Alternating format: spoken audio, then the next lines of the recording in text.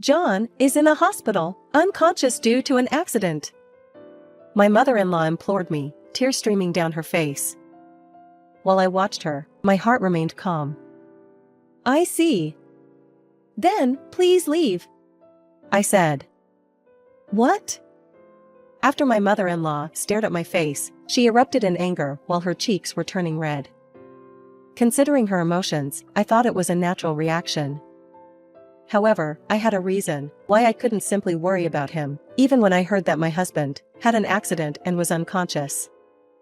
I am Mary Sterling, a 28-year-old housewife. My husband, John, who is 2 years older than me, took over his father's small company. However, since my mother-in-law still held the position of CEO and was running the company, my husband was still in training. I've been troubled by my husband's repeated affairs with other women for a year since we got married. Right from the start of our marriage, there were signs of other women. Still, it seemed like he only went out for meals and drives with them. While I was certain that he was meeting these women alone, there was no concrete evidence suggesting a deeper involvement. Was he just good at not leaving any evidence behind, or was he genuinely enjoying fleeting romances? Personally, I thought that meeting women alone was enough to consider it infidelity, but it wasn't necessarily an affair. I couldn't obtain conclusive evidence of adultery. Unable to tolerate his frequent outings with other women, I had even suggested divorce before. If you want to spend time with other women that badly, why don't you become single again? I had said. Come on, I just meet them for work. I didn't think you were that possessive, John responded. Are you saying that I'm being narrow-minded? I asked. Are you not? Business meetings are part of the job. It's just that the person I work with is a woman, and I don't have any hidden intentions. Well, since you had only worked in a company for about 5 years, maybe you wouldn't understand, he remarked. Saying this, my husband chuckled heartily. In his smile, I could sense his true feeling. I've given you the title of a president's wife, even though you have little to no experience in the business world. So, you should just laugh and forgive my infidelity.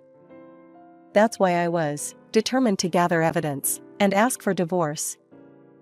After conducting some research, I found that even if I suspected infidelity and confronted him, it wouldn't often be accepted as evidence of an affair.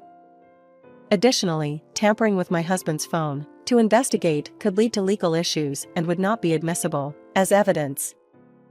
I pondered over how to handle this situation. One day, perhaps my husband had let his guard down. Since I hadn't been able to obtain evidence, he finally let something slip. I'll be going on a business trip to Toronto for 3 days starting next Friday. Can you take out the suitcase for me? He said. Okay. Do you want me to pack the things you usually take in the suitcase? No, I have to take some confidential documents as well, so I'll pack myself. Then, can I make a reservation at the hotel you always stay in Toronto? I'll arrange the accommodation myself too, so don't worry about it. While he had gone on business trips a few times since we got married, he always had me prepare everything. I couldn't help but feel a slight sense of unease. There seems to be something fishy here. With that thought in mind, I decided to check my home computer. As expected, the search history had been cleared as usual, but I found a reservation for a motel on a booking website. However, the destination was not Toronto, and it was a well-known tourist spot in the opposite direction. Moreover, the reservation was for 2 adults. I couldn't say for sure, but I supposed it meant he needed to disguise where he was going. Finally, I had a lead. I decided to hire a detective to tail my husband. I wanted concrete evidence of an affair, not just casual interactions with the other woman, but proof of infidelity, such as sharing the same room with her. Hiring a professional detective was the best solution for that. It was the day that my husband went on a business trip. No, a vacation. The detective was supposed to follow my husband from the moment he left the house. That evening, I received the detective's scheduled update. It included reports of my husband sharing a room with the woman and photographs of them hugging, in the car and at tourist attractions. It was something I had expected, but it still came as a shock. I had thought that I would feel much better when I obtained the evidence, but maybe I still had some feelings left for my husband. That night, I couldn't sleep, and spent all night staring at the sky. The following evening, I received a call from the detective agency I had hired. It was earlier than the scheduled update. I felt an uneasiness wash over me. My bad premonition had become reality. They told me that my husband and the woman had been involved in an accident during their trip and urgently transported to a hospital, with both of them unconscious. Ironically, it was thanks to the detective I had hired that an ambulance was called promptly. The detectives, who had become the witnesses of the accident, were now being questioned by the police, and they couldn't continue the investigation. "We can arrange for a substitute detective. What would you like us to do?" they asked. "I don't need you to tail him anymore. I'd like to change the request to investigating the woman's background," I replied. "Understood. Thank you." As soon as I hung up the phone with the detective agency, it rang again. This time, it was from the hospital. "Are you a family member of Mr. John Sterling?" "Actually, my husband had an accident, didn't he?" I interrupted. "What?" "Yes, that's correct." "Has the police contacted you?" "Well, something like that." I was not shocked, because the detective had already told me about the accident. The hospital staff must have found my calm reaction somewhat unusual. "It's quite far, but could you please come to the hospital as soon as possible?" "Yes, it's quite a distance. It's going to be tough," I replied evasively. She probably found my response perplexing. After she told me, "Please, we're counting on you," she hung up the phone. I also hadn't gotten enough sleep, so my mind was foggy. Even though she had said that she was counting on me, my body didn't move. Since I'm still his wife, I guess I'll have to do the procedures, sign the consent forms for the surgeries, etc. But I just didn't feel like rushing to the hospital for someone who had betrayed me. While I pondered what to do, the intercom rang. When I checked the camera, I saw my mother-in-law standing outside. "Camilla. Mary, you're here, aren't you? Could you open the door?" "Sure." I opened the door, and as soon as she entered, my mother-in-law tearfully implored me, "Mary, is it true that John is unconscious due to an accident? The hospital staff contacted me as well, because you were acting strange when they called you." It seems so," I replied. "Mary, are you okay? You might be in shock from this sudden news, but you have to stay strong." "I'm fine," I said. "First, let's head to the hospital together. Are you ready to go?" I said to her as she was wiping away her tears. "I'm sorry, but please leave." "What?" she exclaimed. "I'm not going to the hospital." "What are you talking about? Stop talking nonsense." My mother-in-law, furious, shook my shoulder. It is no wonder that she acted that way, because her son was taken to the hospital unconscious, yet his wife did not even show any sign of concern. "Yesterday, John told me he was going on a business trip to Toronto." "To Toronto? For a business trip?" "But the place where he was in an accident was, yes. It's a completely different tourist destination, isn't it? You must know that there was no such business trip, right?" "Well, yes," my mother-in-law replied. "Did you know that when the accident occurred, he was with a woman?" "What?" she exclaimed. "That woman is John's mistress. I'm almost certain of this based on the investigation conducted by the detective I hired. We are currently looking into her background, and we should have more information soon." "John having an affair?" My mother-in-law shuddered as she listened to my words. I wondered how she felt. While my husband was just A betrayer from my perspective, he was her beloved son. She was likely going to defend him. I waited for her to speak. However, in the next moment, she started apologizing me. Mary, I'm so sorry for causing you such pain. Camilla, please stop. No, my apology is not nearly enough. My son has done something unforgivable. It's our fault, John and me. I don't want you to apologize to me like this. Please, you don't have to do this. My mother-in-law continued. Would you please let me handle this matter?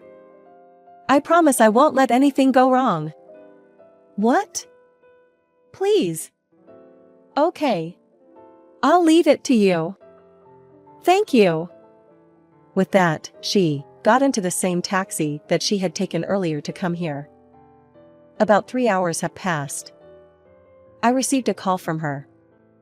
John has regained consciousness. They'll run some tests just to be sure, but his injuries don't seem too serious. I'll bring him back the day after tomorrow. I understand. When are you expecting to receive the detective's report? I checked a moment ago, and they said it would take about 5 days.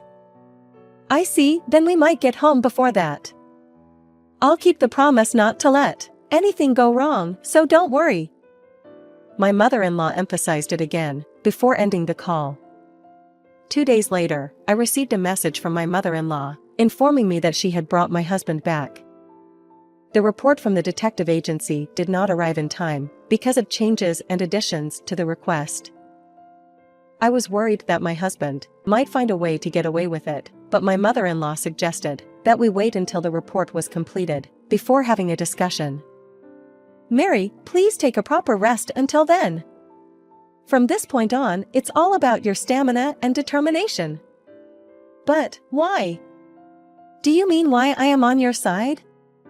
Because I don't like something that is not fair. Can you accept that for now? But John is your child. He's my child, which is precisely why I can't tolerate what he's done. My mother-in-law's gentle yet resolute words made me consider placing my trust in her. 1 week after the accident, I received the report from the detective agency. The meeting was held in the company's conference room, as per my mother-in-law's suggestion. She wore an unusually stern expression, and the members of the company's board of directors occupied the upper seats. My husband sat at the lower end, looking awkward. Next to him, the woman in the photograph, taken by the detective, was looking down with a pale face. Though she had scars on her face, she was a beautiful woman. They both appeared to be in good health, despite the accident. If either of them had been wearing bandages, I might have shown some leniency. I was thinking about such things in a carefree way. Mary, please take a seat over here. I sat in the chair as my mother-in-law told me to. There was another, unfamiliar man sitting there. This is Mr. Brown. He's Ava's husband. She introduced. Ava Brown. That was the name of the woman the detective had investigated. I remembered that the report stated that she was also a married woman, so I talked to Mr. Brown. I'm John's wife. I'm sore. No, I should be the one to apologize. Mr. Brown interrupted. We will record the conversation here. John, tell the truth. My mother-in-law sternly commanded, causing my husband to tremble with fear. Where should I start? Start from the beginning. Yes. While he occasionally stumbled over his words, my husband told everything about his relationship with Ava. He met her while they were still in school, and started dating. Although they broke up once, they rekindled their romance at a school reunion. However, since Ava was already married, my husband decided to get married to me, just to make her jealous. And just as my husband had planned, she became jealous, and their love apparently grew. My presence must have been a catalyst for them, or fuel to keep the flames of their relationship burning. It is ridiculous. In order to cover up his relationship with Ava, and to further incite her jealousy, my husband probably met with various women. He was amused that I had been so foolish as not to be able to find out about Ava, his true love, and thought it would be okay to go on a trip for a few days.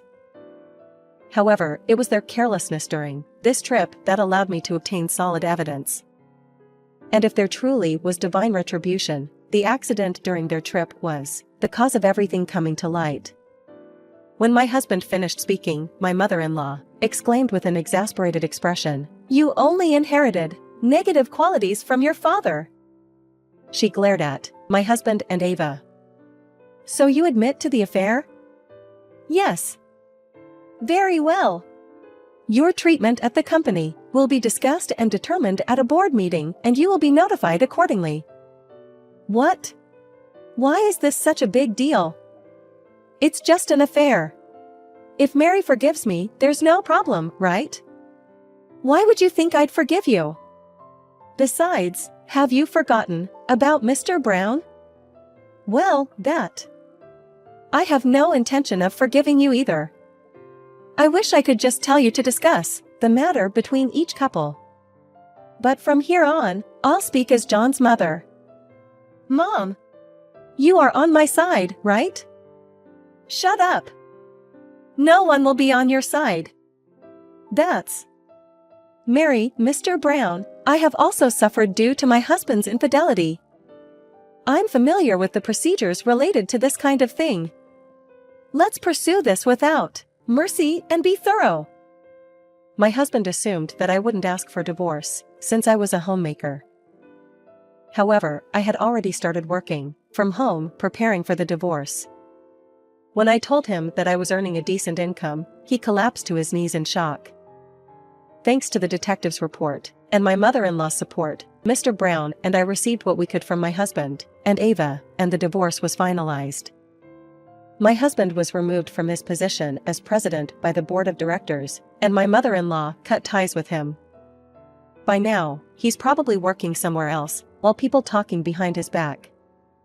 Ava, too, incurred a significant debt from the alimony payments to us. I heard that she couldn't even stay at her parents' home after the divorce, and she is paying off her debt with a live-in job.